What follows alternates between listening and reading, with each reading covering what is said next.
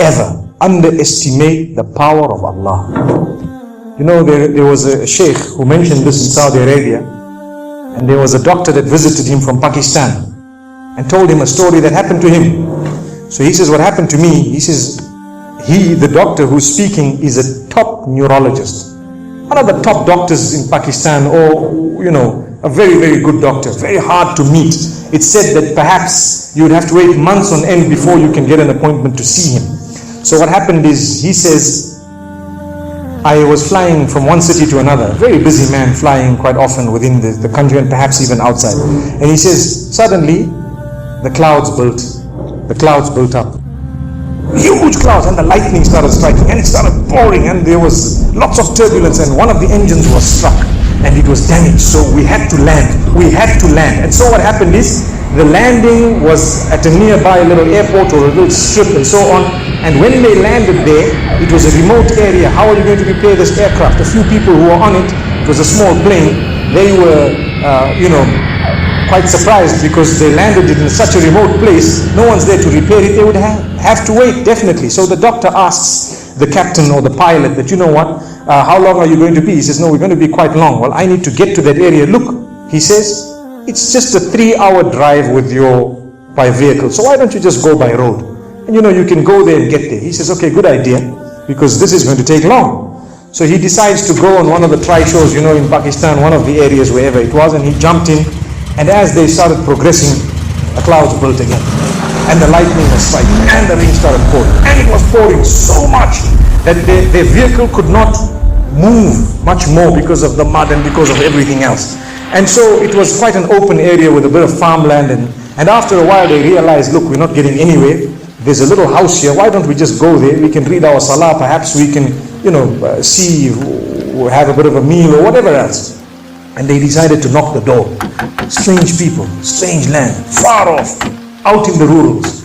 And so he knocks the door, and he's got his little bag and everything, and he walks in. An old lady happened to answer the door after a while, and they spoke to her saying, look, this is what has happened, and we're going from so-and-so to so-and-so, and we just want a place, we want to read salah and so on. And she said, no problem, you can come in. She had a little musalla, a little sajjada, and she had a little baby on the side, or not a baby, but a child.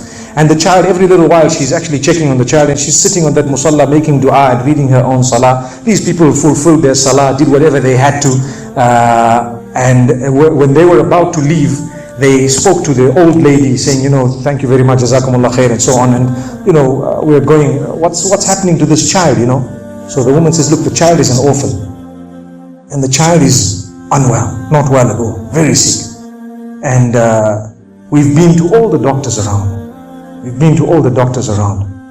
And subhanallah, I'm the grandmother of this child. The doctors have told us that there is only one specialist around who can help this child. And we tried to make an appointment, but they asked us to come 6 months later, and it's far away. I've been making dua to Allah ever since that day. Ya Allah, make it easy for us. Child is sick, make it easy for us, Ya Allah. So the man says, what's the name of that specialist? So the granny says, it's Dr. Ishan. Immediately this doctor burst into tears. Straight away, he burst into tears. Why are you crying? Your dua has just been accepted. For your dua, the thunder came, the lightning came, the engine struck, we came down, we came on the road, the rain came again and stopped us and so on. And do you know what? The rain only stopped after the question was asked. Now it happened. And now the woman starts crying. Subhanallah. And the doctor himself is telling the story saying, that was me. It happened to me, he says. And he says, I learned that Allah's armies are beyond limits. Allah uses whatever He wants to get what He wants done. It's over. Where in the wildest of the dreams of this person would they have felt or believed that the top man, whom it is semi-impossible to see without big appointments, would actually be driven all the way to the door, knock the door, come in here, read some salah, and they would have to serve the child here. amazing. Wallahi, it brings tears to the eyes. But the reason I share it with you, every one of us has needs for Allah subhanahu wa ta'ala.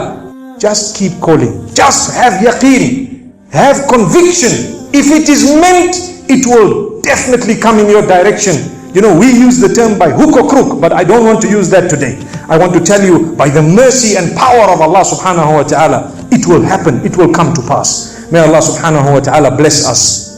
May He open our doors. May He grant us all shifa. And may He make us firm believers that for Him, nothing is impossible.